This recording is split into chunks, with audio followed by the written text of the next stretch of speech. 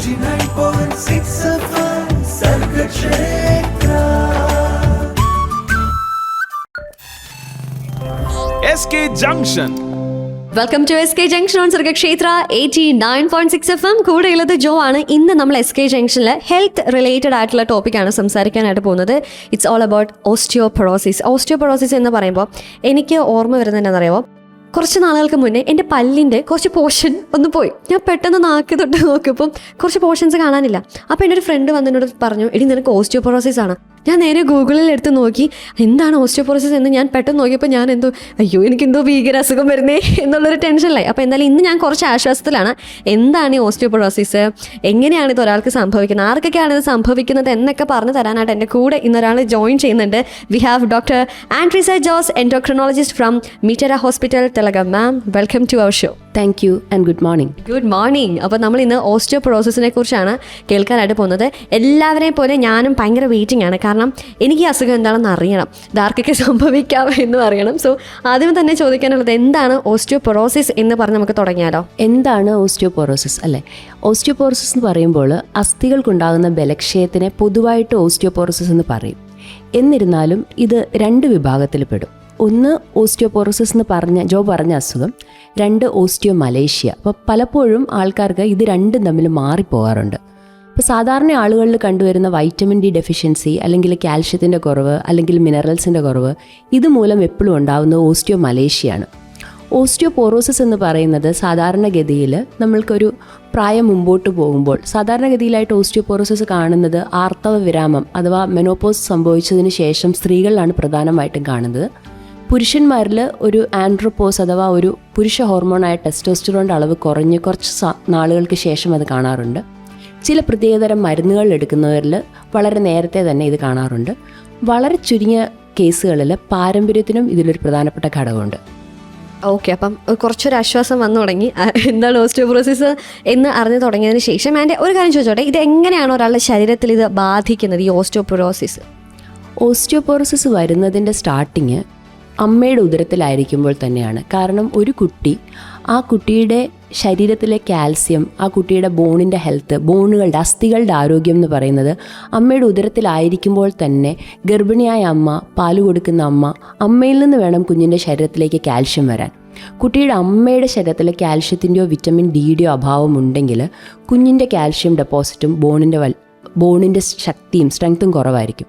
അപ്പം അങ്ങനെയുള്ള കുഞ്ഞുങ്ങൾ വലുതാകുമ്പോഴേക്കും നമ്മൾ ഓസ്റ്റിയോപൊറോസിസിൻ്റെ ട്രീറ്റ്മെൻറ്റിലും ഓസ്റ്റിയോപൊറോസിസിൻ്റെ ഡയഗ്നോസിസിലും ഭയങ്കര ഇമ്പോർട്ടൻ്റ് ആയിട്ടുള്ളൊരു സാധനമാണ് പീക്ക് ബോൺ മാസ്.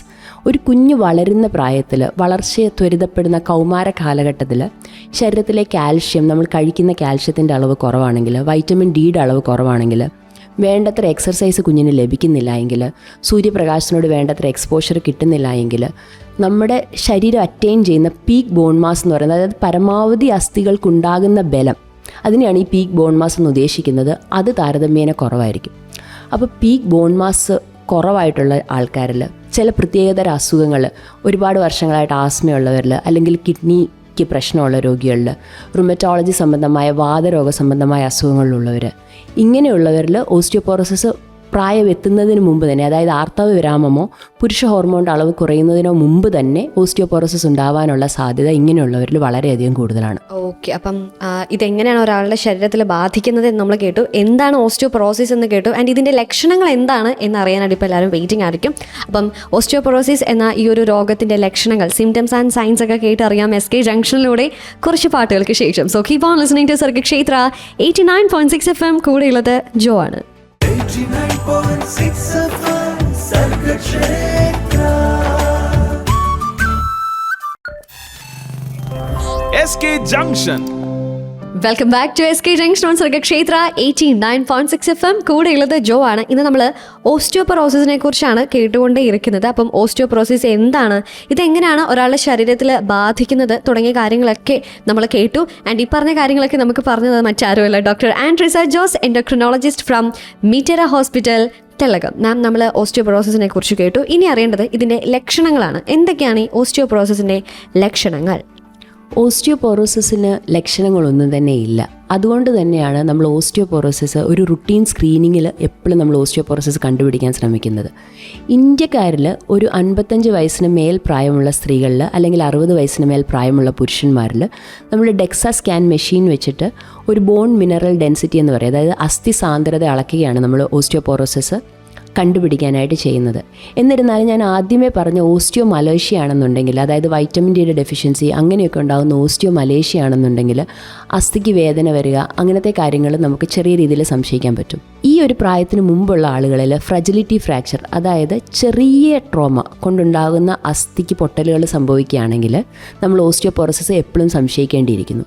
അപ്പോൾ ഈ ലോ ട്രോമ ഫ്രാക്ചർ എന്ന് നമ്മൾ സാധാരണഗതിയിൽ പറയുന്ന ഫ്രാക്ചേഴ്സ് നമ്മൾ നിന്ന നിൽപ്പിൽ തെന്നി വീഴുക, അല്ലെങ്കിൽ എവിടെയെങ്കിലും തെന്നി വീഴുക, വണ്ടിയിൽ സഞ്ചരിക്കുമ്പോൾ അത് ഗട്ടറിൽ ചാടിയിട്ട് എന്തെങ്കിലും നട്ടലിന് ചെറിയ പൊട്ടലുകളോ അങ്ങനെ എന്തെങ്കിലും വരിക, കാല് ട്വിസ്റ്റ് ആകുമ്പോൾ ഫ്രാക്ചർ ഉണ്ടാകുക, അങ്ങനെയുള്ള കേസുകളിൽ നമ്മളെപ്പോഴും osteoporosis സംശയിക്കേണ്ടതാണ്.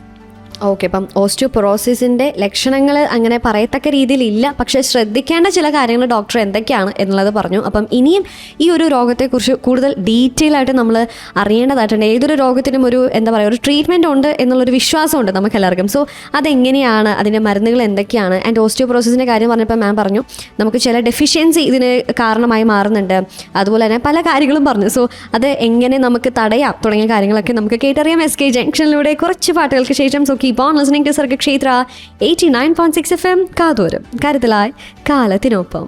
89.6 FM Sarga Kshetra. SK Junction. Welcome back to SK junction on Sarga Kshetra 89.6 FM. കൂടെ ജോ ആണ്. ഓസ്റ്റിയോപൊറോസിസിനെ കുറിച്ചാണ് സംസാരിക്കുന്നത്. നമ്മുടെ കൂടെ ഇന്നുള്ളത് doctor Andrisa Jose from Mitera hospital. Yes ma'am ഒരു എൻഡോക്രിനോളജിസ്റ്റ് ആണ്. അതുകൊണ്ട് തന്നെ നമ്മൾ ഇന്ന് സംസാരിക്കുന്നത് ഓസ്റ്റിയോപൊറോസിസിനെ കുറിച്ചുമാണ്. അപ്പം എനിക്ക് ചോദിക്കാനായിട്ടുള്ള ഒരു കാര്യം എന്താണെന്ന് വെച്ചാൽ, ഈ എന്തുകൊണ്ട് നമ്മൾ ഓസ്റ്റിയോപൊറോസിസിനെ കുറിച്ച് സംസാരിക്കുന്നു എന്നുള്ള ഒരു കാര്യം കൂടെ നമ്മൾ അറിയണം. കാരണം എന്തുകൊണ്ട് ഇത് ട്രീറ്റ് ചെയ്യണം എന്ന് ഡോക്ടേഴ്സ് പറയുന്നത്. So why should we talk about osteoporosis? Osteoporosis എന്ന് പറയുന്നത് ഒരു സൈലൻറ്റ് രോഗമാണ്. ഞാൻ നേരത്തെ പറഞ്ഞ പോലെ തന്നെ അതിന് പ്രത്യേകിച്ച് ലക്ഷണങ്ങളൊന്നും ഉണ്ടാവില്ല. എന്നാലും നമ്മൾ ആശുപത്രിയിൽ വരുന്ന രോഗികളെ സ്ക്രീൻ ചെയ്യുമ്പോൾ ഒരു 55 വയസ്സിന് മുകളിലുള്ള ഒരു 50%, ഒരു 30 മുതൽ 50% വരെ സ്ത്രീകൾക്കും, ഒരു 60 വയസ്സിന് മുകളിൽ പ്രായമുള്ള ഒരു 20 മുതൽ 40% വരെ പുരുഷന്മാരിലും ഓസ്റ്റിയോപോറോസിസ് ഉണ്ടാകുന്നതായി കണ്ടുവരുന്നുണ്ട്. അപ്പോൾ ഓസ്റ്റിയോപോറോസിസ് നമ്മൾ ട്രീറ്റ് ചെയ്യുന്നതിന് ഏറ്റവും പ്രധാനപ്പെട്ടത് എന്താണെന്ന് വെച്ചാൽ അസ്ഥിക്കുണ്ടാകുന്ന ഒടിവുകൾ, ഫ്രാക്ചറുകൾ നമുക്ക് പ്രിവെൻറ്റ് ചെയ്യാൻ സാധിക്കും. നമ്മുടെ കേരള സമൂഹത്തിലെ മാറി വരുന്ന സാഹചര്യങ്ങളിൽ പേരൻസ് ഒറ്റയ്ക്കായി പോകുന്ന വീടുകളിൽ എപ്പോഴും ഒരു അസ്ഥികൾക്കൊരു ഒടിവോ ഒരു ഫ്രാക്ചറോ ഉണ്ടായിട്ടുണ്ടെങ്കിൽ അവർക്ക് സ്വന്തം കാര്യങ്ങൾ പിന്നെ നോക്കാൻ പറ്റാണ്ടാവുക ചെയ്യുന്നത്. അതായത് അവർ വേറെ ആരെങ്കിലും ഡിപ്പെൻഡ് ചെയ്യുന്ന ഒരു സിറ്റുവേഷൻ വരും. അപ്പോൾ അങ്ങനെ ഒരു സാഹചര്യം നമ്മുടെ പേരൻസിന് ഉണ്ടാവാനായിട്ട് പാടില്ല. അപ്പോൾ ഇത് തീർച്ചയായിട്ടും നമുക്ക് 100% പ്രിവെൻറ്റ് ചെയ്യാൻ പറ്റുന്ന ഒരു അസുഖങ്ങളാണ്. അതുമാത്രമല്ല, പ്രത്യേകിച്ച് സ്ത്രീകളിൽ ഇടുപ്പിൽ അഥവാ ഹിപ്പ് ബോണിന് ഫ്രാക്ചർ ഉണ്ടായി കഴിഞ്ഞിട്ടുണ്ടെങ്കിൽ അതേ പ്രായത്തിലുള്ള സ്ത്രീകളെ അപേക്ഷിച്ച് 30 മുതൽ 50% വരെ മരണനിരക്കം അധികമാണ്. അപ്പം നമുക്ക് തീർച്ചയായിട്ടും നമ്മുടെ സമൂഹത്തിൽ ഹൃദ്രോഗത്തെക്കുറിച്ച്, കരൾ രോഗത്തെക്കുറിച്ച് ഒക്കെ ശക്തമായ ഒരു അവബോധമുണ്ട്. ഈവൻ ഡയബറ്റീസിനെ കുറിച്ചും പ്രഷറിനെ കുറിച്ചും ആ അവബോധമുണ്ട്. പക്ഷേ ഇങ്ങനെ ഒരു സൈലൻറ്റ് കില്ലർ ഓസ്റ്റിയോപോറോസിസിനെ കുറിച്ച് ഒരുപാട് ആൾക്കാർക്കും അറിവ് ഇല്ല. അപ്പോൾ അതിനെക്കുറിച്ചുള്ള അറിവ് ലഭിക്കുകയും അത് നമ്മൾ പ്രിവെൻറ്റ് ചെയ്യുകയും ചെയ്യുകയാണെങ്കിൽ നമ്മുടെ സമൂഹത്തിൻ്റെ അസ്ഥിയുടെ ആരോഗ്യം നമുക്ക് കാത്തു സൂക്ഷിക്കാനും അതുവഴി ഫ്രാക്ചറുകൾ പ്രിവെൻറ്റ് ചെയ്യാനും നമുക്ക് സാധിക്കും. ഓക്കെ, അപ്പം ഈ ഒരു ഓസ്റ്റിയോപൊറോസിസ് എന്ന രോഗത്തെക്കുറിച്ച് നമ്മൾ കേട്ടു. എന്തുകൊണ്ട് നമ്മൾ ഈ ഒരു രോഗത്തെ ട്രീറ്റ് ചെയ്യണം എന്നുള്ള ഒരു ഇമ്പോർട്ടൻസും കൂടെ നമ്മൾ കേട്ടിരിക്കുകയാണ്.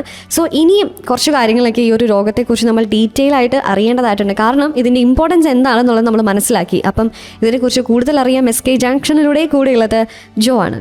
89.6 FM Sarga Kshetra. SK Junction.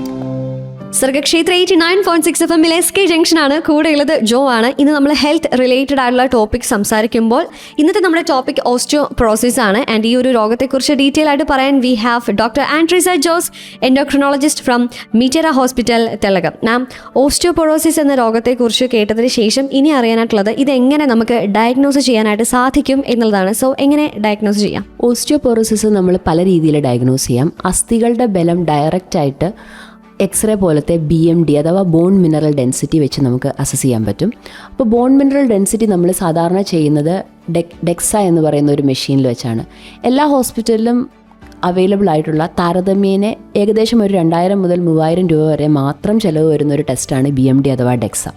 അപ്പോൾ ബോൺ മിനറൽ ഡെൻസിറ്റി ഡെക്സ വെച്ചിട്ട് നമ്മൾ ചെയ്യുമ്പോഴേക്കും നമ്മൾ അതിൻ്റെ അകത്ത് പലതരം സ്കോറുകളുണ്ട്. T സ്കോർ, Z സ്കോർ, അങ്ങനത്തെ പല സ്കോറുകൾ വെച്ചിട്ടാണ് നമ്മൾ ഡോക്ടേഴ്സ് ഈ അസ്ഥിക്ക് ബലമുണ്ടോ, ഈ അസ്ഥികൾക്ക് എന്തെങ്കിലും ചികിത്സ ആവശ്യമുണ്ടോ എന്ന് നമ്മൾ നിർണ്ണയിക്കുന്നത്. അതുമാത്രമല്ല, നമ്മൾ ഈ BMD ടെസ്റ്റ് എടുക്കുമ്പോൾ ആ ഡയറക്റ്റ് ആയിട്ടുള്ളത് മാത്രം നോക്കാതെ അതിൽ നിന്ന് കാൽക്കുലേറ്റ് ചെയ്യുന്ന 1-2 സ്കോറുകളുണ്ട്. ഫ്രാക്ട് സ്കോർ, ട്രബക്കുലാർ ബോൺ സ്കോർ, ഇങ്ങനത്തെ സ്കോറുകൾ നമ്മൾ കാൽക്കുലേറ്റ് ചെയ്തെടുക്കുമ്പോൾ നമ്മുടെ മുമ്പിലിരിക്കുന്ന വ്യക്തിക്ക് അടുത്ത 10 വർഷം ഒരു ഫ്രാക്ചർ ഉണ്ടാവാനായിട്ട് എത്ര ശതമാനം സാധ്യതയുണ്ടെന്ന് നമുക്ക് മനസ്സിലാവും. അതനുസരിച്ചാണ് രോഗിക്ക് ഏത് ട്രീറ്റ്മെൻറ്റ് വേണമെന്ന് നമ്മൾ നിർദ്ദേശിക്കുന്നത്. പക്ഷേ അപ്പോഴും ഈ BMD ഡെക്സ മാത്രം വെച്ചിട്ട് നമുക്ക് അസ്ഥിയുടെ ബലത്തിനെ നിർണ്ണയിക്കാൻ പറ്റില്ല. എന്താണെന്ന് പറഞ്ഞാൽ അതിനു മുമ്പ് തന്നെ ട്രീറ്റ്മെൻറ്റ് കൊടുക്കുന്നതിന് മുമ്പ് നിങ്ങൾ അറിഞ്ഞിരിക്കേണ്ട ഒരു കാര്യമുണ്ട്. ശരീരത്തിലെ ഏതൊരു അവയവത്തെ പോലെയും ബോണ്, അസ്ഥി ഇങ്ങനെ സ്റ്റാറ്റിക്കായിട്ട് നിൽക്കുന്ന ഒരു അവയവമല്ല. അതിങ്ങനെ എല്ലാ ദിവസവും പുതിയ അസ്ഥികളുടെ കോശങ്ങൾ ഉണ്ടാകുന്നുണ്ട്, പഴയ അസ്ഥികളുടെ കോശങ്ങൾ നശിച്ചു പോകുന്നുണ്ട്. ഇങ്ങനെ ഒരു കോൺസ്റ്റൻറ്റ് ടേൺ ഓവറിലിരിക്കുന്ന ഒരു അവയവമാണ് ബോൺ. അപ്പോൾ നമ്മൾ ശരീരത്തിലെ രക്തത്തിലെ കാൽഷ്യത്തിൻ്റെ അളവ്, ഫോസ്ഫറസിൻ്റെ അളവ് ഇതെല്ലാം നമ്മൾ അസസ് ചെയ്യും. വൈറ്റമിൻ D നോക്കും. ബോൺ കൂടുതലായിട്ട് ഉൽപ്പാദിപ്പിക്കുന്ന ഹോർമോണായ പാരാതൈറോയ്ഡ് ഹോർമോണിൻ്റെ അളവ്, ആൽക്കലൈൻ ഫോസ്ഫറ്റേസിൻ്റെ അളവ് ഇതെല്ലാം നമ്മൾ നോക്കും. അതായത് ഈ വ്യക്തിയുടെ ശരീരത്തിൽ അസ്ഥി ഉണ്ടാകുന്നതാണോ കുറവ്, അതോ അസ്ഥി കൂടുതൽ വേഗത്തിൽ നശിച്ചു പോകുന്നതാണോ ഈ വ്യക്തിയുടെ പ്രശ്നം എന്ന് നമ്മൾ നോക്കും. അതിനുശേഷം മാത്രമേ നമ്മൾ എന്ത് ട്രീറ്റ്മെൻറ്റ് വേണമെന്ന് നമ്മൾ നിർദ്ദേശിക്കുകയുള്ളൂ. അതുമാത്രമല്ല, ബോണ് പെട്ടെന്നിങ്ങനെ താരതമ്യേന വേഗത്തിൽ ബോണിൻ്റെ ഡീജനറേഷൻ ഉണ്ടാകുന്ന ചില പ്രത്യേകതര അസുഖങ്ങളുണ്ട്. കിഡ്നി ഡിസീസ്, അല്ലെങ്കിൽ അസ്ഥിയിൽ വരുന്ന മൈലോമ പോലുള്ള രോഗങ്ങൾ. ഇങ്ങനെയുള്ള രോഗങ്ങളൊന്നും ഇല്ല എന്ന് ഉറപ്പ് വരുത്തിയതിന് ശേഷം മാത്രമേ നമ്മൾ ബോണിൻ്റെ, അതായത് ഓസ്റ്റിയോപോറോസിസിൻ്റെ ട്രീറ്റ്മെൻറ്റിലേക്ക് പ്രവേശിക്കുകയുള്ളൂ. ഓക്കെ, അപ്പം ഇതിൻ്റെ ഡയഗ്നോസിസ് എങ്ങനെയാണെന്ന് കേട്ടു. അപ്പം ട്രീറ്റ്മെൻറ്റ് എങ്ങനെയാണ്, അല്ലെങ്കിൽ നെക്സ്റ്റ് സ്റ്റെപ്പായ ട്രീറ്റ്മെൻറ്റിനെ കുറിച്ച് നമുക്ക് കേട്ടറിയാം പാട്ടുകൾക്ക് ശേഷം SK ജംഗ്ഷനിലൂടെ. 89.6 FM Sargakshetra. SK Junction. Sargakshetra 89.6 FM SK ജംഗ്ഷനാണ്. കൂടെയുള്ളത് ജോ ആണ്. ഇന്ന് നമ്മൾ ഓസ്റ്റിയോപൊറോസിസിനെ കുറിച്ച് കേട്ടുകൊണ്ടിരിക്കുമ്പോൾ ഓസ്റ്റിയോപൊറോസിസ് എന്ന ഈ ഒരു രോഗത്തിൻ്റെ ഇമ്പോർട്ടൻസ് എന്തുമാത്രമാണ് എന്നുള്ളത് കേട്ടു. എന്താണ് ഓസ്റ്റിയോപൊറോസിസ് എന്ന് കേട്ടു, ഇതിൻ്റെ ഡയഗ്നോസിസ് എന്താണ് എന്നുള്ളത് നമ്മൾ കേട്ടു. ആൻഡ് നെക്സ്റ്റ് സ്റ്റെപ്പ് ട്രീറ്റ്മെൻ്റ് ആണ്. ട്രീറ്റ്മെൻറ്റിനെ കുറിച്ച് നമുക്ക് കേൾക്കാം. എൻ്റെ കാര്യങ്ങളൊക്കെ പറഞ്ഞു തരാനായിട്ട് നമ്മുടെ കൂടെയുള്ളത് doctor Antrisa Jose, endocrinologist from Mitera hospital, Thellakom. Ma'am, ഈ ഒരു ഓസ്റ്റിയോപൊറോസിസ് രോഗത്തിൻ്റെ ട്രീറ്റ്മെൻറ്റ് എങ്ങനെയെല്ലാമാണ്? ഞാൻ നേരത്തെ പറഞ്ഞല്ലോ, ട്രീറ്റ്മെൻറ്റ് 2 തരത്തിലുണ്ട്. ഒന്ന്, നമ്മൾ ആ വ്യക്തിയെ അസസ് ചെയ്യും. അതായത് ആ വ്യക്തിക്ക് അസ്ഥിക്ക് പുതിയതായ അസ്ഥി ഉണ്ടാകാതിരിക്കുകയാണോ, അതോ ഉള്ള അസ്ഥി പെട്ടെന്ന് വേഗത്തിൽ നശിച്ചു പോവുകയാണോ ചെയ്യുന്നതെന്ന്. അപ്പോൾ ഇത് നമ്മൾ കാൽക്കുലേറ്റ് ചെയ്തിട്ട് 2 തരത്തിലുള്ള ട്രീറ്റ്മെൻറ്റ് ഓപ്ഷൻസ് ഉണ്ട്. പൊതുവായിട്ട് നമ്മൾ എല്ലാ രോഗികൾക്കും കാൽഷ്യം, വൈറ്റമിൻ D ഇതിൻ്റെ സപ്ലിമെൻറ്റേഷൻസ് എല്ലാവർക്കും ഉണ്ടാവും. അതിൻ്റെ കൂടെ തന്നെ 2 തരത്തിലുള്ള ട്രീറ്റ്മെൻ്റ് ഉണ്ട്. ഒന്ന് അനബോളിക് ഏജൻസ് എന്ന് പറയും. അതായത് പുതുതായിട്ട് ശരീരത്തിൽ പുതിയതായിട്ട് ബോൺ ഉൽപ്പാദിപ്പിക്കപ്പെടാനായിട്ട് ചെയ്യുന്നത്. അതായത് തീരെ അസ്ഥികൾക്ക് ഒട്ടും ബലം ഇല്ല എന്നുണ്ടെങ്കിൽ നമ്മൾ ആദ്യം രോഗികൾക്ക് ഈ അനബോളിക് ട്രീറ്റ്മെൻറ്റ് ആയിരിക്കും കൊടുക്കുക. അപ്പോൾ ഈ അനബോളിക് ട്രീറ്റ്മെൻറ്റ് ആണെങ്കിലും നമ്മൾ ഒരു തവണ മരുന്ന് തുടങ്ങിയിട്ട് നമ്മളില്ല പിന്നെ നിങ്ങൾ 6 മാസം കഴിഞ്ഞ് നിർത്തിക്കോളൂ അങ്ങനെ പറയുന്നത് ഒരിക്കലും ഒരു ശരിയായ പ്രവണതയല്ല. നമ്മളൊരു 2-3 മാസം കഴിഞ്ഞ് രോഗി OPയിൽ വന്നിട്ട് ഞാൻ ആദ്യമേ പറഞ്ഞ കുറച്ച് ബ്ലഡ് ടെസ്റ്റുകളുണ്ട്. ആൽക്കലൈൻ ഫോസ്ഫറ്റേസ്, ഈ ശരീരത്തിൽ ആവശ്യത്തിൽ കൂടുതൽ നമ്മൾ ഈ മരുന്ന് കൊടുത്തതിന് ശേഷം അസ്ഥികൾ ഉണ്ടായോ എന്നറിയാനുള്ള ടെസ്റ്റുകളുണ്ട്. അങ്ങനത്തെ 1-2 ടെസ്റ്റുകളൊക്കെ ചെയ്ത് നോക്കിയിട്ടാണ് നമ്മൾ എത്ര നാൾ ഈ മരുന്ന് കഴിക്കണമെന്ന് തീരുമാനിക്കുന്നത്. എന്നാൽ ചിലരിൽ ബോൺ ആവശ്യത്തിന് ഉണ്ടാവും, അവരിൽ ഡീഗ്രഡേഷൻ ആയിരിക്കും കൂടുതൽ. അങ്ങനെയുള്ള രോഗികളിൽ നമ്മൾ ആൻറ്റി റിസോർപ്റ്റീവ്, അതായത് ബോൺ പെട്ടെന്ന് റീഅബ്സോർബ് ചെയ്ത് പോകാതിരിക്കാനുള്ള മരുന്നുകളാണ് നമ്മൾ കൊടുക്കുന്നത്. അതും 2 തരത്തിലുള്ള മരുന്നുകളുണ്ട്. ഗുളികകളായിട്ട് കഴിക്കാവുന്ന മെഡിസിൻസ് ഉണ്ട്, അല്ലെങ്കിൽ ഇഞ്ചക്ഷനായിട്ട് കൊടുക്കാവുന്ന മരുന്നുകളുണ്ട്. ഗുളികകളായിട്ട് കൊടുക്കാവുന്ന മരുന്നുകൾ ചില കേസുകളിൽ നമ്മൾ ആഴ്ചയിൽ ഒരിക്കൽ കൊടുക്കാറുണ്ട്. ചില മരുന്നുകൾ ഡെയിലി എടുക്കേണ്ട മരുന്നുകളുണ്ട്. അപ്പം അതിന് കുറച്ച് പൊതുവായ നിർദ്ദേശങ്ങളുണ്ട്. അതെല്ലാം ഓരോ ആൾക്കാരെ ആശ്രയിച്ച് മാറി വരും. അതുമാത്രമല്ല, ഈ മരുന്നുകൾ എടുക്കുമ്പോൾ പോലും ഓരോ 3 മാസം കൂടുമ്പോഴും നമ്മളിത് റീഅസസ് ചെയ്ത്, അല്ലെങ്കിൽ 3 മുതൽ 6 മാസം വരെ നമ്മളിത് റീചെക്ക് ചെയ്ത് എത്ര നാളിത് മരുന്ന് കഴിക്കണമെന്ന് ഒരു ഡോക്ടറുടെ മേൽനോട്ടത്തിൽ ഒരു ഡിസിഷൻ എടുക്കേണ്ടത് വളരെ അത്യാവശ്യമാണ്. അപ്പോൾ ഈ ഗുളികകൾ മാത്രമല്ലാതെ പിന്നെ 2 തരം ഇഞ്ചെക്ഷൻസാണ് നമുക്ക് ഇന്ന് ഇന്ത്യയിൽ അവൈലബിൾ ആയിട്ടുള്ളത്. ഒന്ന് സോളിഡ്രോണിക് ആസിഡ് എന്ന് പറയുന്ന ഒരു ഇഞ്ചെക്ഷനാണ്. അപ്പോൾ പലരും കേട്ടിട്ടുണ്ടാകും സാധാരണഗതിയിൽ ക്യാൻസറിൻ്റെ ട്രീറ്റ്മെൻറ്റിൻ്റെയൊക്കെ കൂട്ടത്തിൽ അസ്ഥിക്ക് ബലം കുറയാതിരിക്കാനായിട്ട് ഇവർ കൊടുക്കുന്നതും അല്ലെങ്കിൽ ബ്ലഡിലെ കാൽഷ്യത്തിൻ്റെ അളവിനെ റെഗുലേറ്റ് ചെയ്യാനൊക്കെ കൊടുക്കുന്ന അതേ ഇഞ്ചെക്ഷൻസ് തന്നെയാണ് സോളിഡ്രോണിക് ആസിഡും. പിന്നെ താരതമ്യേന കുറച്ചുകൂടെ കോസ്റ്റുള്ള എന്നാൽ തീരെ സൈഡ് ഇഫക്റ്റ് ഇല്ലാത്ത ഡെനോസുമാബ് എന്ന് പറഞ്ഞൊരു ഇഞ്ചെക്ഷനുണ്ട്. അപ്പോഴും നമ്മൾ രോഗി ഒരാൾക്ക് എന്ത് മരുന്നാണ് വേണ്ടത്, നമ്മളൊരു ഡ്രസ്സ് തയ്പ്പിക്കുന്ന പോലാണ് നമ്മുടെ ട്രീറ്റ്മെൻറ്റും വരുന്നത്. ഒരാൾക്ക് എന്താണോ വേണ്ടത്, അയാളുടെ ഇപ്പോഴത്തെ ഒരു ഹെൽത്ത്, അയാളുടെ ഇപ്പോഴത്തെ ഒരു സാഹചര്യം, അതെല്ലാം കൂടെ കൺസിഡർ ചെയ്തിട്ട് ബ്ലഡ് ടെസ്റ്റുകളും കൂടെ നോക്കിയിട്ടാണ് ആർക്ക് എന്ത് മരുന്ന് എത്ര നാളത്തേക്ക് വേണമെന്ന് നമ്മൾ നിശ്ചയിക്കുന്നത്. ഞാൻ എൻ്റെ പ്രാക്ടീസിനിടയ്ക്ക് ഈ മരുന്നുകൾ, റിസോപ്റ്റീവ് മരുന്നുകൾ തുടങ്ങിയിട്ട് വർഷങ്ങളോളം ഫോളോ അപ്പ് ഡോക്ടേഴ്സിൻ്റെ അടുത്ത് പോകാതിരിക്കുന്ന രോഗികളെ കണ്ടിട്ടുണ്ട്. അപ്പോൾ അങ്ങനെയുള്ളവരിൽ പിന്നെയും ചില കേസിൽ അസ്ഥിക്ക് ഫ്രാക്ചർ തന്നെ ഉണ്ടാവാനുള്ള ഒരു റിസ്ക്കും ഉണ്ട്. അപ്പോൾ ഇതൊരു ഡബിൾ എഡ്ജ് സ്വോർഡാണ് ട്രീറ്റ്മെൻറ്റ്. നമ്മളത് എടുക്കുമ്പോൾ അത് കറക്റ്റായിട്ട് എടുക്കണം. അതൊരു ഡോക്ടറുടെ മേൽനോട്ടത്തിൽ തന്നെ കൃത്യമായ ഫോളോ അപ്പ് ചെയ്ത് ഒരു 1-2 വർഷത്തിന് ശേഷം bone mineral density DEXA scan ഒന്നും കൂടെ എടുത്ത് നോക്കി മരുന്നുകൾ കഴിച്ചതുകൊണ്ട് നമുക്ക് എത്ര ശതമാനം ഇമ്പ്രൂവ്മെൻറ്റ് വന്നു, ഇതെപ്പോൾ നിർത്താം എന്നുള്ളത് ഒരു ഡോക്ടറായിരിക്കണം ഡിസൈഡ് ചെയ്യേണ്ടത്. ഓക്കെ, അപ്പം ഓസ്റ്റിയോപൊറോസിസിൻ്റെ ട്രീറ്റ്മെൻറ്റ് രീതികൾ ശ്രദ്ധിക്കണം, ട്രീറ്റ്മെൻറ്റ് ചെയ്യുമ്പോൾ ശ്രദ്ധിക്കേണ്ട കാര്യങ്ങളൊക്കെ നമ്മൾ കേട്ടറിഞ്ഞു. സോ ഇനിയും ചില കാര്യങ്ങളൊക്കെ ഈ ഒരു ഓസ്റ്റിയോപൊറോസിസിനെ ചുറ്റിപ്പറ്റി നിലനിൽക്കുന്നുണ്ട്, ചില സംശയങ്ങളൊക്കെ. അപ്പോൾ അതൊക്കെ കേട്ടറിയാം. SK ജംഗ്ഷനിലൂടെ കൂടെയുള്ളത് ജോ ആണ്. 89.6 FM Sargakshetra. SK Junction. Welcome back to SK junction on Sargakshetra 89.6 FM. കൂടെയുള്ളത് ജോ ആണ്. ഇത് നമ്മൾ ഓസ്റ്റിയോപൊറോസിസിനെ കുറിച്ചാണ് സംസാരിച്ചുകൊണ്ടിരിക്കുന്നത്. ആൻഡ് നമ്മൾ പറഞ്ഞ് അവസാനിപ്പിച്ചത് ഈ ഓസ്റ്റിയോപൊറോസിസുമായിട്ട് റിലേറ്റ് ചെയ്ത് ചില സംശയങ്ങൾ നിലനിൽക്കുന്നുണ്ട് എന്നുള്ളതാണ്. അപ്പം നമുക്ക് ഈ സംശയം ചോദിക്കാനായിട്ട് നമ്മുടെ കൂടെ ഇന്നുള്ളത് doctor Andrisa Jose, endocrinologist from Mitera hospital, Thilakam. ഞാനിങ്ങനെ ഓസ്റ്റിയോപൊറോസിസിനെ കുറിച്ച് കേട്ടിട്ടുണ്ട്. ചില മരുന്നുകൾ, ചില രോഗങ്ങളൊക്കെ ഈ ഓസ്റ്റിയോപൊറോസിസ് എന്ന രോഗത്തിന് കാരണമായി മാറാം എന്നുള്ളത്. അപ്പം അങ്ങനെ മാറാനായിട്ടുള്ള റീസൺ ആണോ അത് നോക്കുമ്പോൾ എന്തൊക്കെ കാര്യങ്ങൾ നമ്മൾ ശ്രദ്ധിക്കണം? അപ്പോൾ പലതരം രോഗങ്ങളും പലതരം മരുന്നുകളും ഓസ്റ്റിയോപൊറോസിസിന് കാരണമാകാറുണ്ട്. മരുന്നുകളിൽ ഏറ്റവും പ്രധാനമായിട്ട് നമ്മൾ പറയുന്നത് സ്റ്റിറോയിഡ് മരുന്നുകൾ തന്നെയാണ്. പലവിധ രോഗങ്ങളിൽ നമ്മൾക്ക് സ്റ്റിറോയിഡ് അല്ലാതെ വേറൊരു മരുന്നുകൾ ഉപയോഗിക്കാനില്ലാത്തൊരു സാഹചര്യം വരാറുണ്ട്.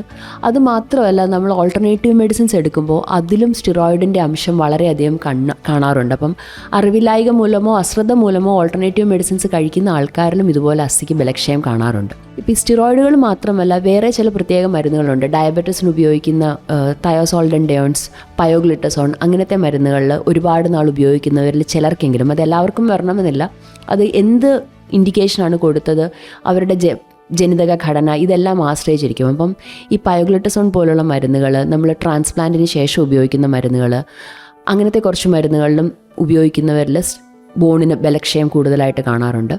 അതുമാത്രമല്ല, നേരത്തെ പറഞ്ഞ പോലെ തന്നെ റുമറ്റോളജി അസുഖങ്ങൾ, കിഡ്നിയിൽ പ്രശ്നമുള്ള ക്രോണിക് കിഡ്നി ഡിസീസുള്ള, കിഡ്നിക്ക് പ്രശ്നമുള്ള രോഗികളിൽ അവരിലും കൂടുതലായിട്ട് അസ്ഥിക്ക് ബലക്ഷയം കാണാറുണ്ട്. ഓക്കെ, അപ്പം ഈ ഒരു ബലക്ഷയം എന്ന് കേട്ടപ്പോൾ ഞാനൊരു കാര്യം ചോദിക്കാം. അപ്പം ഇത്രയും ഈ രോഗമുള്ള ആൾക്കാർ, അപ്പോൾ അവരിപ്പം ലൈഫ് ലോങ് അവർ കഴിക്കുന്ന മരുന്നുകളായിരിക്കും ഇത്, അവർക്കത് നിർത്താനും ചിലപ്പോൾ പറ്റത്തില്ലായിരിക്കും. സോ അവരെന്ത് ആണ് ശ്രദ്ധിക്കേണ്ടത്? അവരുടെ എങ്ങനെയാണ്, ഫുഡിലാണോ അതോ ലൈഫ് സ്റ്റൈലാണോ, എന്ത് കാര്യങ്ങളാണ് ഈ രോഗങ്ങൾക്കുള്ള മരുന്നുകൾ കഴിക്കുന്നവർ ശ്രദ്ധിക്കേണ്ടത് എങ്ങനെയാണ്? രോഗങ്ങൾക്കുള്ള മരുന്നുകൾ നമുക്ക് നിർത്താനായിട്ട് പറ്റത്തില്ല. അപ്പോൾ അങ്ങനെയുള്ളവർക്ക് നേരത്തെ നമ്മൾ പറഞ്ഞ പോലെ തന്നെ അവർ നോക്കും, നമ്മൾ ഈ മരുന്നുകൾ എത്ര നാളായിട്ട് കഴിക്കുന്നുണ്ട്, അവരുടെ പ്രായം എത്രയാണ്, എന്നിട്ട് നമ്മൾ BMD സ്ക്രീനിങ്ങും ബ്ലഡ് ടെസ്റ്റും എല്ലാം ചെയ്ത് നോക്കിയിട്ട് അവരുടെ അസ്ഥിയുടെ ഇപ്പോഴത്തെ അവസ്ഥ അനുസരിച്ചിട്ട് ആവശ്യമുണ്ടെങ്കിൽ അസ്ഥിക്ക് വേണ്ട ട്രീറ്റ്മെൻറ്റുകൾ നമ്മൾ ഡയറക്റ്റായിട്ട് ചെയ്യുകയാണ് ചെയ്യുന്നത്. വളരെ ചില കേസുകളിൽ നമുക്ക് ഡയബറ്റിസ് ഒക്കെ ആണെങ്കിൽ നമുക്ക് മരുന്നുകൾ മാറ്റിയിട്ട് വേറെ മരുന്നുകളിലേക്കോ ഇൻസുലിനിലേക്കോ ആക്കാൻ പറ്റും. അപ്പം അങ്ങനെയുള്ള കേസുകളിലും നമുക്ക് അതിനനുസരിച്ച് മെഡിക്കേഷൻസ് മോഡിഫൈ ചെയ്യാൻ പറ്റും. പ്രത്യേകിച്ച് ഒരു കാര്യം ശ്രദ്ധിക്കേണ്ടത് എന്താണെന്ന് പറഞ്ഞാൽ, അമിതവണ്ണമുള്ളവരിലും ഡയബറ്റിസ് ഉള്ളവരിലും അസ്ഥിക്ക് ബലക്ഷയം ഉണ്ടാക്കാനുള്ള സാധ്യത വളരെയധികം സാധാരണ ആൾക്കാരെ അപേക്ഷിച്ച് വളരെ കൂടുതലാണ്. അപ്പോൾ ഇവരുടെ കാര്യത്തിൽ ഒരു ട്വിസ്റ്റായിട്ട് വരുന്നത് എന്താണെന്ന് പറഞ്ഞാൽ, നമ്മൾ ഈ BMD bone mineral density DEXA scan ചെയ്യുമ്പോൾ അമിതവണ്ണമുള്ളവരിലും ഡയബറ്റിസ് ഉള്ളവരിലും യഥാർത്ഥത്തിലും കൂടുതലായിട്ട് അസ്ഥിക്ക് ബലം ഉള്ളതുപോലെ സ്കാനിൻ്റെ അകത്ത് കാണും. പക്ഷേ ശരിക്കും അവരുടെ അസ്ഥിക്ക് ആവശ്യത്തിന് ബലം ഉണ്ടാവില്ല. അങ്ങനെ ഒരു ചെറിയ ഫാലസി ഉണ്ട്. അപ്പം അങ്ങനെയുള്ളവർ പ്രത്യേകിച്ചും കൂടുതൽ അവരുടെ ആഹാര നിയന്ത്രണത്തിലും മറ്റു കാര്യങ്ങളിലും കൂടെ ശ്രദ്ധിക്കേണ്ടിയിരിക്കുന്നു. ഓക്കെ, അപ്പം ആരൊക്കെ ശ്രദ്ധിക്കണം, അപ്പോൾ അവർക്ക് വരാനായിട്ടുള്ള അല്ലെങ്കിൽ അവരെ എങ്ങനെ നമുക്ക് പ്രൊട്ടക്റ്റ് ചെയ്യാം എന്നുള്ളതും നമ്മൾ കേട്ടറിഞ്ഞു. SK ജംഗ്ഷനിലൂടെ ഓസ്റ്റിയോപ്രോസിസിനെ കുറിച്ചാണ് നമ്മൾ ഇന്ന് സംസാരിച്ചു കൊണ്ടിരിക്കുന്നത്. ഇനിയും ചില കാര്യങ്ങളൊക്കെ നമുക്ക് കേൾക്കേണ്ടതായിട്ടുണ്ട്. ഇപ്പോൾ ഇത് കേട്ടുകൊണ്ടിരിക്കുന്നവർക്ക് ഒരു പക്ഷേ ചിലവർക്ക് ഓസ്റ്റിയോപൊറോസിസ് ഇല്ലായിരിക്കും, പക്ഷെ അവർക്ക് വരാനുള്ള സാധ്യതകളും ഒരു പക്ഷേ ഉണ്ടായിരിക്കും. സോ അങ്ങനെയുള്ളവർ എന്തൊക്കെ കാര്യങ്ങൾ ശ്രദ്ധിക്കണം എന്നുള്ളൊരു സംശയമുണ്ട്. അപ്പോൾ അത് പാട്ടുകൾക്ക് ശേഷം മാം പറയാൻ ഓക്കെയാണോ? ഓക്കെയാണ്. ഓക്കെ, അപ്പോൾ മാം എന്തായാലും ഓക്കെ പറഞ്ഞിട്ടുണ്ട്. പാട്ടുകൾക്ക് ശേഷം കേട്ടറിയാം SK ജംഗ്ഷനിലൂടെ. 89.6 FM സർഗക്ഷേത്ര.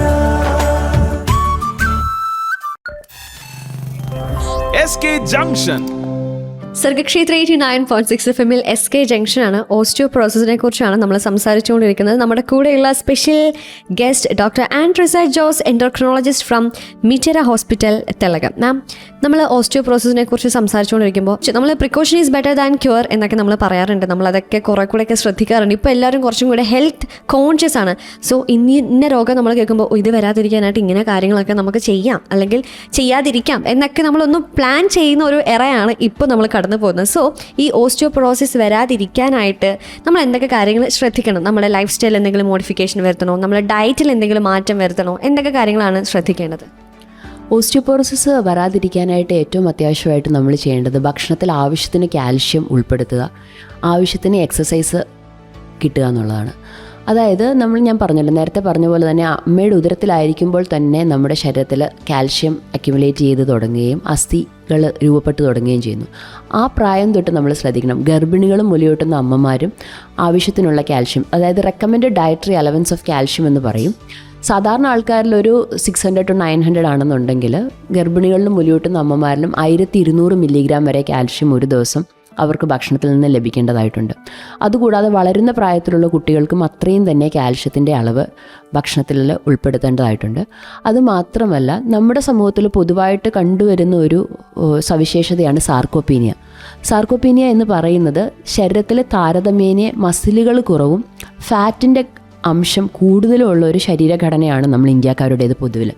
അപ്പോൾ ഈ സാർക്കോപീനിയ അഥവാ മസിൽ കുറവുള്ള ആൾക്കാരുടെ പെട്ടെന്ന് തന്നെ ഓസ്റ്റിയോപൊറോസിസും അസ്ഥിക്ക് ബലക്ഷയവും വരാനുള്ള സാധ്യത വളരെ കൂടുതലാണ്. അപ്പം നമ്മൾ ശ്രദ്ധിക്കേണ്ടത് എന്താണെന്ന് പറഞ്ഞാൽ, ചെറിയ പ്രായം തൊട്ട് തന്നെ കുട്ടികളെ എന്തെങ്കിലും ഒരു എക്സസൈസ് ഫോം, അത് കറാട്ടെ ആവാം, അല്ലെങ്കിൽ സ്വിമ്മിങ് ആവാം, സൈക്ലിംഗ് ആകാം, അങ്ങനെ ഒരു ഓൾ ബോഡി എക്സസൈസിലേക്ക് നമ്മൾ പഠനത്തിനൊപ്പം തന്നെ കുട്ടികൾക്കൊരു എക്സസൈസ് റെജിമെനും കൂടെ ഉണ്ടാക്കി കൊടുക്കുക എന്നുള്ളത് വളരെ അത്യാവശ്യമാണ്. ഒരു ടീനേജിന് ശേഷം ഉണ്ടാകുന്ന ആൺകുട്ടികളും പെൺകുട്ടികളും എന്തെങ്കിലും ഒരു ഫിസിക്കൽ ആക്ടിവിറ്റിക്കായിട്ട് ഒരാഴ്ചയിൽ 5 ദിവസമെങ്കിലും നീക്കി വെക്കേണ്ടതുണ്ട്. നമ്മൾ എക്സസൈസ് എന്ന് പറയുമ്പോൾ 2 തരത്തിലുള്ള എക്സസൈസുകൾ വളരെ മസ്റ്റായിട്ട് വേണം. നമ്മൾ കാർഡിയോ അഥവാ നടത്തം, സ്വിമ്മിങ്, സൈക്ലിങ് അതുപോലുള്ള എക്സസൈസിനൊപ്പം തന്നെ ഇമ്പോർട്ടൻ്റ് ആണ് നമ്മുടെ മസിൽ സ്ട്രെങ്തനിങ്. അപ്പോൾ ഒരുപാട് വെയിറ്റ് എടുക്കാനോ ഒരുപാട് മസിൽ ഉണ്ടാക്കാനോ അല്ല, ഉള്ള മസിലുകളുടെ പ്രവർത്തനം വളരെ ഭംഗിയായിട്ട് മുന്നോട്ട് കൊണ്ടുപോകാനും അതിനെ ടോൺ ചെയ്തെടുക്കാനും മസിലിൻ്റെ സ്ട്രെങ്ത്ത് പൊതുവിലുള്ള അസ്ഥികളുടെ ആരോഗ്യത്തിനും നമുക്ക് ഭാവിയിൽ ജീവിതശൈലി രോഗങ്ങളായിട്ടുള്ള ഡയബറ്റീസ് പോലുള്ളവ വരാതിരിക്കാനും വളരെയധികം ഇമ്പോർട്ടൻ്റ് ആണ്. ഓസ്റ്റിയോപൊറോസിസിനെ കുറിച്ചാണ് കേട്ടുകൊണ്ടിരിക്കുന്നത്. ഇനിയും ചില കാര്യങ്ങൾ നമുക്ക് കേട്ടറിയേണ്ടതായിട്ടുണ്ട് SK ജംഗ്ഷനിൽ. സോ കേൾക്കാം, അറിയാം. SK ജംഗ്ഷനിലൂടെ കൂടെയുള്ളത് ജോ ആണ്. 89.6 FM Sargakshetra. SK Junction. Welcome back to SK junction on Sargakshetra 89.6 FM. കൂടെ ജോ ആണ്. ഓസ്റ്റിയോപൊറോസിസിനെ കുറിച്ചാണ് സംസാരിക്കുന്നത്.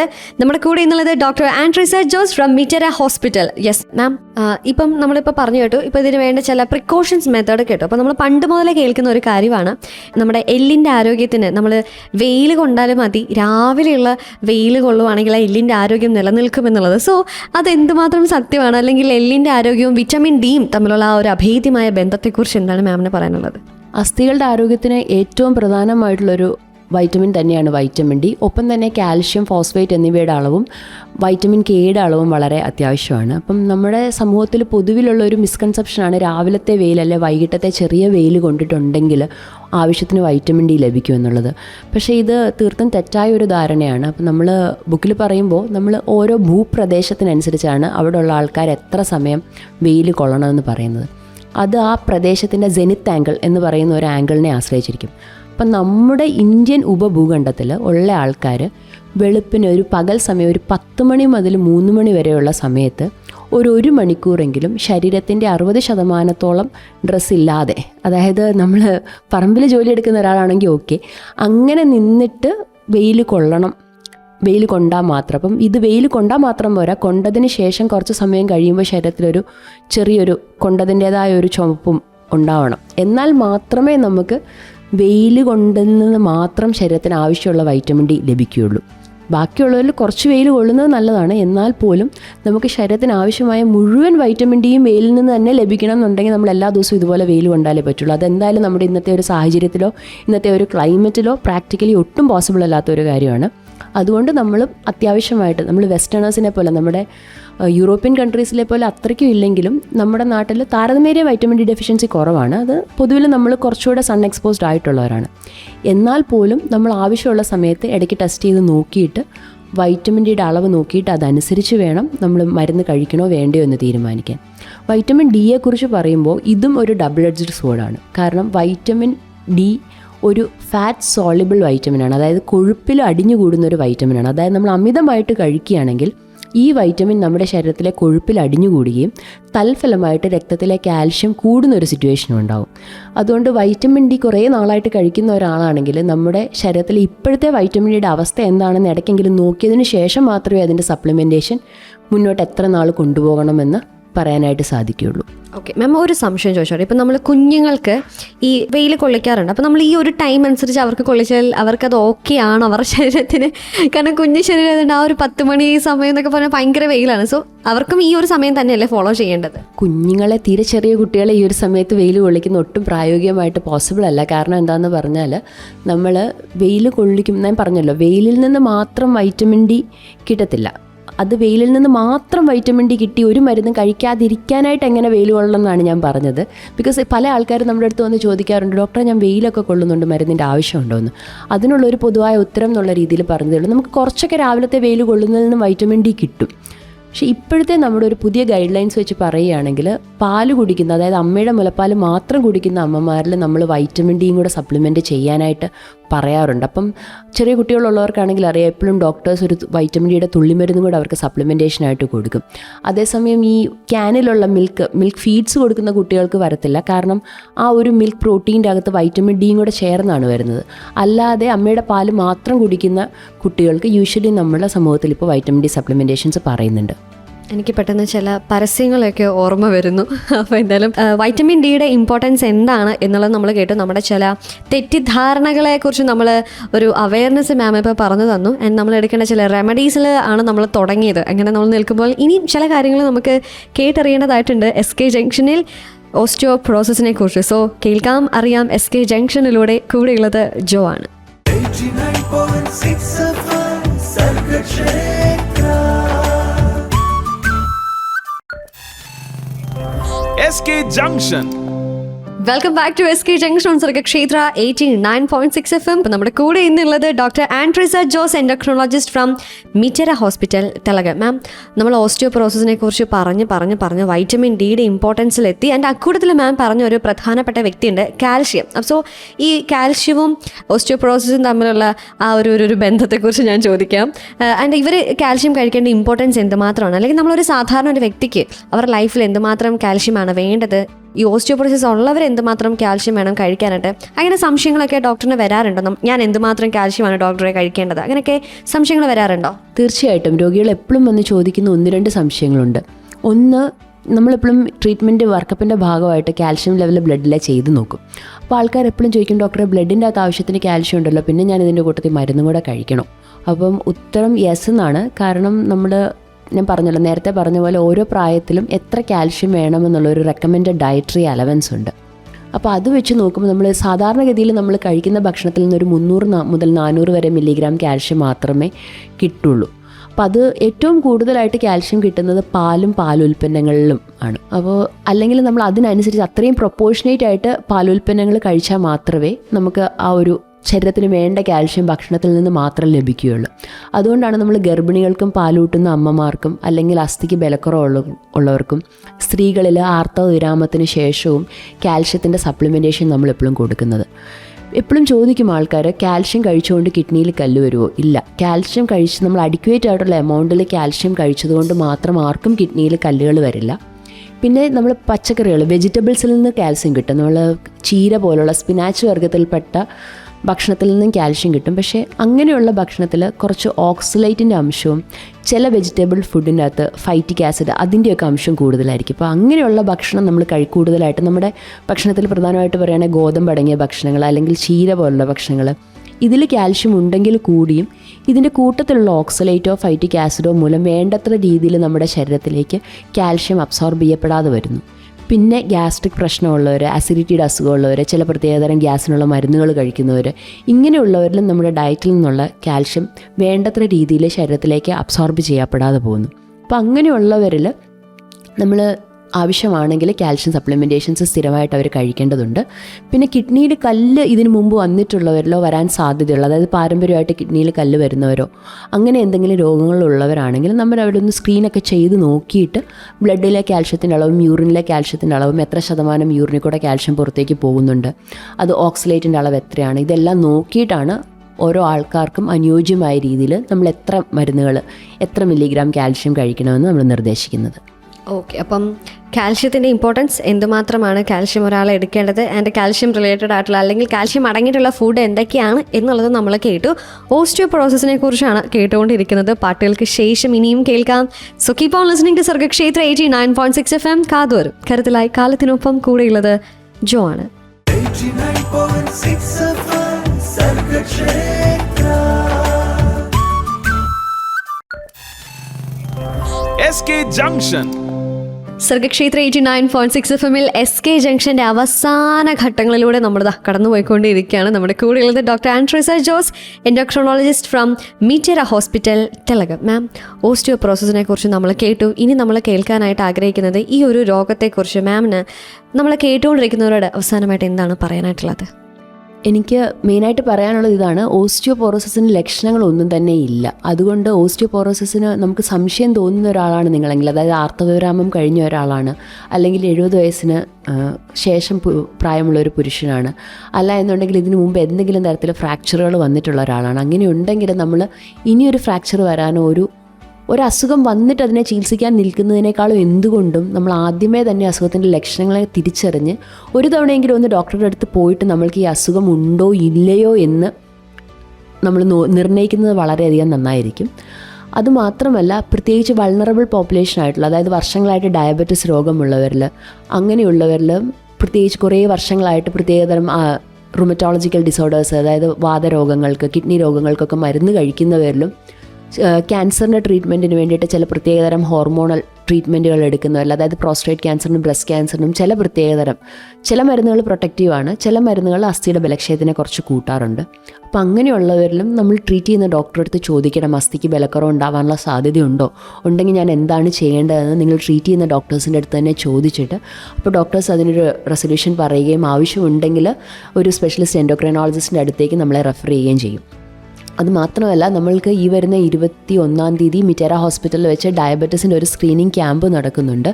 അപ്പോൾ ഇതുപോലെ തന്നെ നമ്മൾ എന്തെങ്കിലും ഒരു രോഗം വന്നിട്ട് ട്രീറ്റ് ചെയ്യുന്നതിനേക്കാളും നല്ലത്, അല്ലെങ്കിൽ ഒരു അൺകൺട്രോൾഡ് ഡയബറ്റിസ് ഉള്ളവരിൽ, ഇങ്ങനെ ഒരു പ്രോൺ പോപ്പുലേഷനുള്ള ആൾക്കാർ എന്തുകൊണ്ടും ഒരു തവണ ഒന്ന് ഡോക്ടറെ കാണാനായിട്ട് വരുന്നത് എന്തുകൊണ്ട് ഉചിതമായിരിക്കും എന്ന് തോന്നുന്നു. യെസ്, അപ്പോൾ എന്തായാലും നമ്മൾ ഏറ്റവും കൂടുതൽ അവെയറായിട്ട് ഇരിക്കേണ്ട ചില കാര്യങ്ങൾ ഓർമ്മപ്പെടുത്തിക്കൊണ്ട് ഇന്നത്തെ SK ജംഗ്ഷൻ ഇവിടെ അവസാനിക്കുകയാണ്. ഇതുപോലെ നമ്മൾ അറിഞ്ഞിരിക്കേണ്ട പല വിധമായിട്ടുള്ള ടോപ്പിക്സുമായിട്ടും SK ജംഗ്ഷനിൽ എത്തുന്നതായിരിക്കും. So this is RJ Jo signing off from SK junction. And ma'am, thank you so much. നമുക്ക് ഈ ഒരു ഓസ്റ്റിയോപൊറോസിസിനെ കുറിച്ച് കൂടുതൽ ഡീറ്റെയിൽ ആയിട്ട് നമുക്ക് കേൾക്കാനായിട്ട് സാധിച്ചു, അറിയാനായിട്ട് സാധിച്ചു. Special thanks to you. So yes, അപ്പോൾ എന്തായാലും ഞാൻ ഒന്നും കൂടെ ബൈ പറയുന്നു. So this is RJ Jo signing off from SK junction.